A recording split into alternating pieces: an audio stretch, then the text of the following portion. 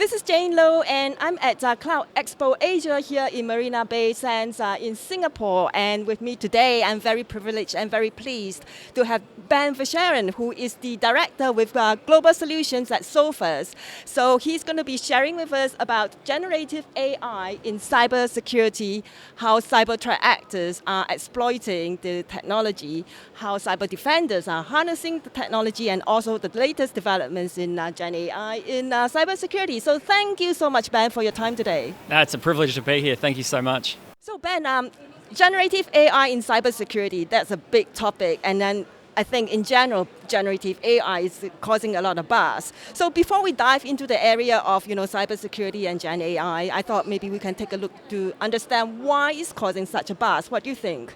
Well, it's what I call the Apple effect.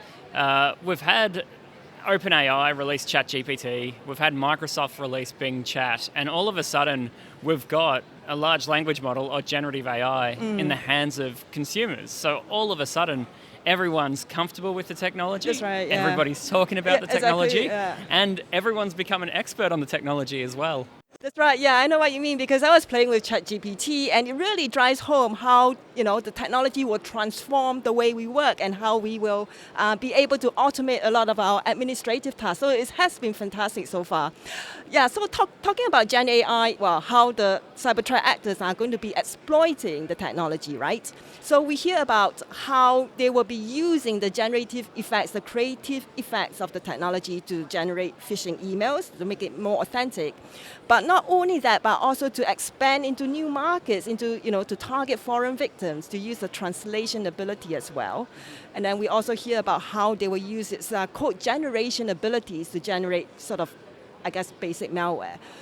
What are your thoughts? Because some are saying we are drowning in the sea of fear mongering and hype.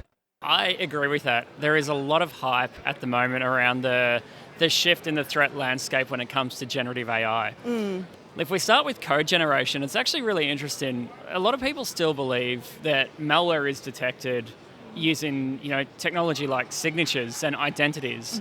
The truth is, we've been using deep learning and machine learning to detect malware since about 2015.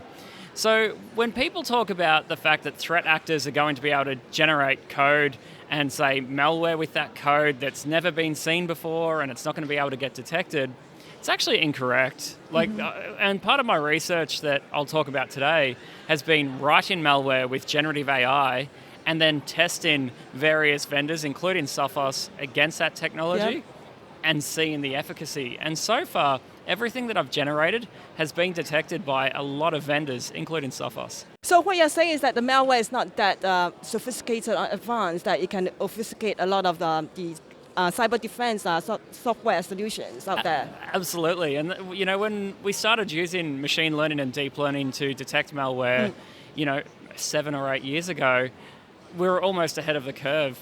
We didn't know generative AI would be as sophisticated as what it is today, but here we are seeing anybody being able to generate code, and we're able to detect that, which is absolutely awesome. Right. Yeah. So I will come to that about how cyber defenders are going to harness the latest iteration of AI and look at some differences between generative AI and the previous iteration. But before we go on to that, so we talked about how threat actors might exploit it, and you're saying that a lot of the sort of malware that is going to be generated by ChatGPT, for example, or the malicious version of ChatGPT is going to be easily detected, so it's not yet so advanced. But what about phishing emails? Yeah, so phishing's really difficult because now we're seeing emails that look really, really good. And if you have a look, I use Grammarly because I'm terrible at spelling. So you could almost write a detection to say, well, if an email looks too perfect and looks like it's been machine generated, let's detect it.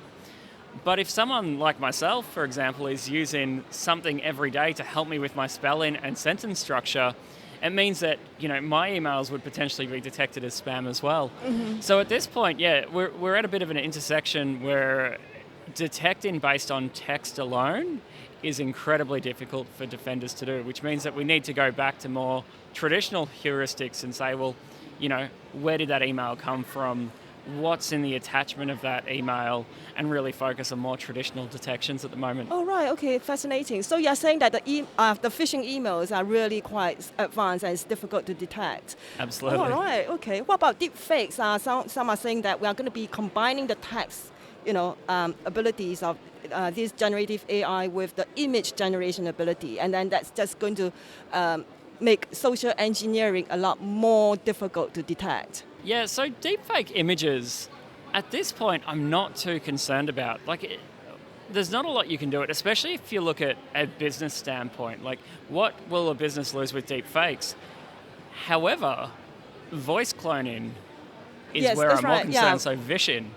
And we've been talking about this for years now because, we know that cyber criminals have been effective, especially with business email compromise, pretending to be a C-level executive and saying, I'm going to email someone in finance and ask them to execute a financial transaction. If we've got cyber criminals suddenly cloning, say, an executive's voice right. and in real time, Yeah.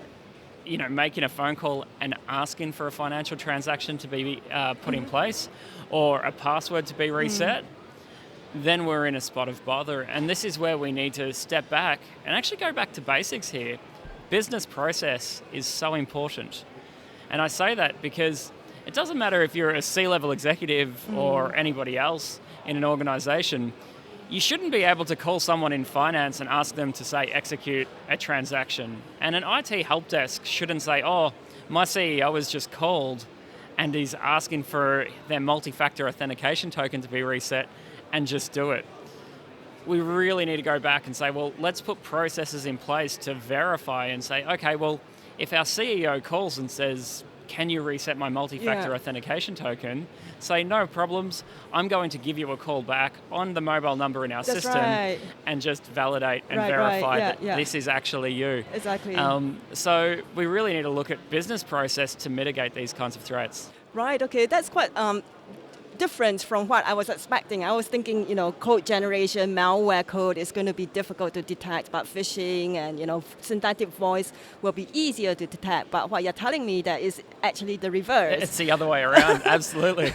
Right, so when it comes to cyber defense then, you're saying that we need to go back to the basics, right? Yep. But before we go into that, what about how cyber defenders can harness AI, the generative AI technology, to boost security? And of course, you are saying that AI is not new in cyber defense. So, what is the newest sort of methods that we can achieve as cyber defenders to leverage this current iteration of the AI technology? Yeah, so I really look at it as how can you become more efficient? As an example, if you're a junior engineer or analyst, quite often you rely on senior engineers or analysts to help you with your job, and you escalate to seniors. Now, all of a sudden, if you've got almost like an AI personal assistant that can help you write code, help you write queries, give you technical advice when you come across, say, an error, all of a sudden, you're far more efficient. And an engineer that previously may have had to read hours of documentation to get to an outcome is all of a sudden able to use, say, a large language model, summarize that information and get to a resolution quicker. So from a technical standpoint, if you look at someone that's day-to-day in operations, embracing a large language model or generative AI is really going to put you in a much better position. It's going to mean you operate far more efficiently and get to an outcome far faster. Yeah, there's a lot of talk about how we can increase the productivity of sort of like threat intelligence reports and leverage the summarization and in context sort of learning aspects of generative AI to apply that to report writing, for example. But some are also saying that, going back to what you're saying, we can use it to sort of get some basic information about what is going on in terms of perhaps some of the attack information that we're seeing, right? But some are saying that generative AI has a lot of hallucinations, aspects. So there's going to be a lot of, training and cleansing of data to make sure that we can actually productionalize it and in a reliable way, right? Absolutely. In saying that, if you look at technical roles, which is cybersecurity is quite a technical domain, you can ask it factual information and verify that really quickly. When it comes to more, asking factual information, like, something about politics, for example, the large language model may hallucinate and give you incorrect information. But when it comes to something technical, say, in the cybersecurity domain, you're an analyst and you need some code to validate some indicators of compromise that's come from, say, the US Cyber Command or Singapore Cyber Command. That kind of thing is validated immediately to say, well, it's generated the code, it's processing this data, and I can test and make sure it works straight away. So when it comes to the technical domain, hallucination isn't such a concern, I would say. The area where hallucination is a concern is when it comes to software development. So if any organisation that's, say, using software development and generative AI to build their products needs to start verifying and creating what we call a software bill of materials. So you understand every bit of code that is actually in your product.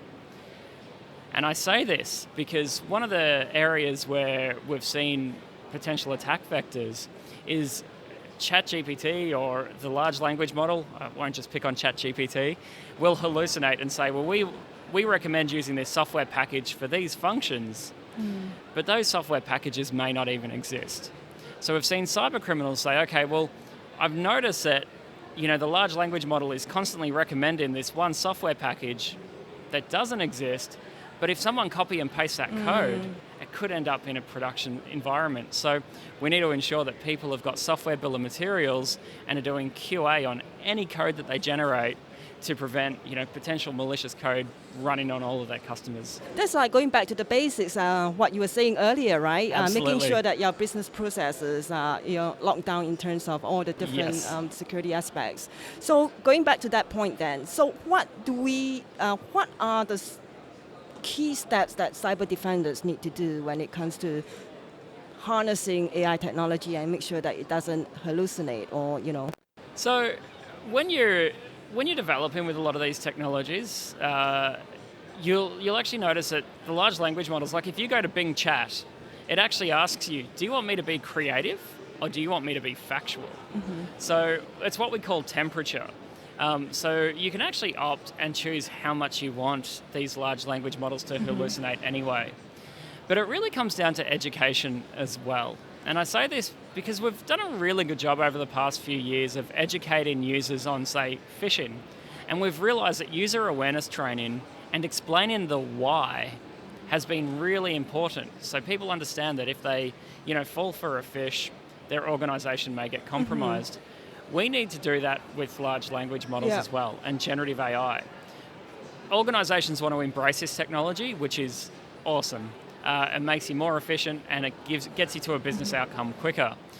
What we need to do is not rely on technology here, but rely on people and education and say, this is why you don't want to put proprietary information into a large language model because it could be, used to retrain and end up in someone else's answers. Don't lose proprietary information. This is why you need to validate the output from the large language models as well, because it can hallucinate. And explaining and breaking down to users is what's going to mean that you can technologically embrace generative AI without worrying about the risks as much because your users are trained on it. So I foresee in the next few months, we're going to see a lot more organisations with generative AI policies. Sophos has actually just released one on our website that you can go to, download and use for yourself. And I also see that a lot of organisations, as part of a standard user onboarding, will say, this is your security awareness training, here's our generative AI policy and training on how you can use it in your day-to-day role. All right, okay, so for our audience working for organizations that do not yet have one of these policies, right? Are you able to share what Sophos has in terms of the broad outlines when it comes to one of these generative AI policies? Yeah, so it really outlines the use cases that, where you can embrace generative AI. Okay. So it really focuses on, if you're using image generation, it can't be, say, used in marketing videos as an example, because who knows where the copyright lies. Okay. But it also says, well, what's the source? What's the LLM that you're going to use? And so you break down and say, well, we trust OpenAI because we've vetted their terms and conditions. But if you get a random startup's new large language model and try and use that, well, that needs to go through legal validation first. So that way you're validating, the sources that can be used in that organization to make sure that, you don't have staff members accidentally partnering with people that you can't necessarily trust. So the intellectual property and the copyright aspects, the legal aspects when it comes to using the sort of the data that's used to train some of these large language models. Yes.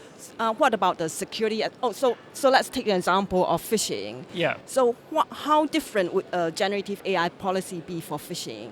See, at this point, the actual policy doesn't change too much when it comes to phishing. It's going to be incredibly difficult to spot based on contents alone. If it's a personalized email and it's got impeccable language through it, really it comes down to just trusting the particular source. And that's a very difficult thing to put in a policy or train a user on. Yes, a particular user, you may know their language and can identify, if an internal user is potentially being compromised and someone's using generative AI to spot that phish. But all in all, to adapt a policy based on, AI-based phishing at this point is incredibly difficult. So, wow, okay. Yeah, it's quite a concern for the threat landscape. Right, okay. So basically, we just have to make sure that the users are constantly trained on the latest sort of phishing emails and techniques that the threat actors are deploying. Absolutely, and keeping, these threats top of mind. It's not okay to have, say, user awareness training once a year or when a user first starts in an organization. We need to make sure that cybersecurity is part of a business, which it should be anyway, with or without generative AI. But we really need to say, okay, well, let's do phishing simulations more often. Let's ensure that someone from the cybersecurity team is on the organization all-hands meeting every quarter to talk about potential threats, talk about threats that have been discovered in the organisation as well. Cybersecurity teams need to celebrate their wins, and cybersecurity teams should share with the rest of the organisation when they've had a win, so that way everyone is aware and doesn't become complacent that threats, may or may not be relevant to them. Right, okay. So we talked about how organizations looking to deploy generative AI, a couple of things that they should take note of are updating their business processes, incorporating or building a new generative AI policy. So what are the other things that you think organizations should pay attention to when it comes to generative AI? If an organization wants to really embrace generative AI, there are ways to, and there are organizations out there that are providing what's known as middleware to large language models. And what that provides is then security to say, okay, well, we're going to allow generative AI inside of our organization, but we don't want you to be using a personal ChatGPT account or your personal Microsoft account. We want you to use a Teams bot instead that we've deployed to everybody. And then that, using these middleware-based technologies, and there's a lot of startups in this space at the moment, they're looking at what's being uploaded to the large language models, so you can make sure people aren't submitting personal, PII into the models. And it's doing things like stripping out company names as well to say, okay, well, this person has asked a question about Sophos. I'm going to change the name from Sophos to say Acme Corp. Right. And that way, if that information is used to retrain the model down the track, it's not specifically related to our company. No, of course, yes. So it's disassociated. So trying to anonymize the data and, looking at, potential middleware to say, okay, well, as an organization, let's put this policy in place. Let's embrace it. Let's get on the front foot because we know that people want to use this technology. That's been proven by the success of all these large language model startups. But let's look at investing in a tool for our organisation to protect our data and protect PII. So we talked about the threat landscape, how that's going to be more, advanced, right, when it comes to phishing and synthetic voice.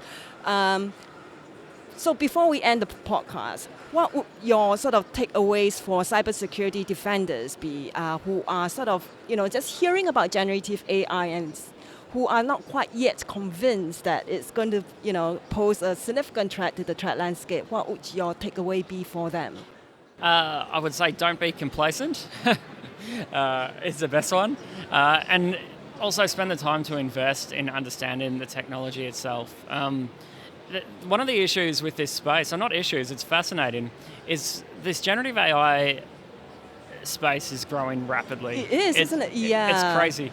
And I know. So I first started doing a roadshow with Sophos and talking about generative AI, I think it was 3 months ago, and I've had to continually update the slide deck and my presentation and delivery because things that I said 3 months ago aren't necessarily accurate now. Absolutely, yes. So, and a great example of this is cloning voices. When I first started looking at generative AI, I needed about an hour's worth of my voice sample to do an accurate clone. There are services online now that with 5 minutes of audio can do a relatively accurate clone. So, 3 months ago, I was like, look, it's hard to get someone's, 1 hour of audio to clone their voice. Now it's down to minutes. That's not hard to do. So I would say, don't be complacent and stay on top. It's another area where That's right. different threats are emerging every day. The space and the landscape is changing every day. I can't agree more. Yeah. It's crazy. Like I'm running large language models on my notebook while I was in the plane flying over to Singapore. There's quality models now that I can run offline. 3 months ago, that wasn't a possibility. I needed a whole server stack. You can't be complacent. Absolutely, You need to stay on top. I agree. It's just another threat that we need to be worried about. What is accurate today and what you're reading in the news today, could be completely defunct and incorrect. That's right, by year end, yeah. So perhaps we catch up at year end and see where we are and what has changed, right? I would absolutely love to do that. Right, so thank you so much, Ben, for your time today. It was my pleasure. Thank you. Thank you.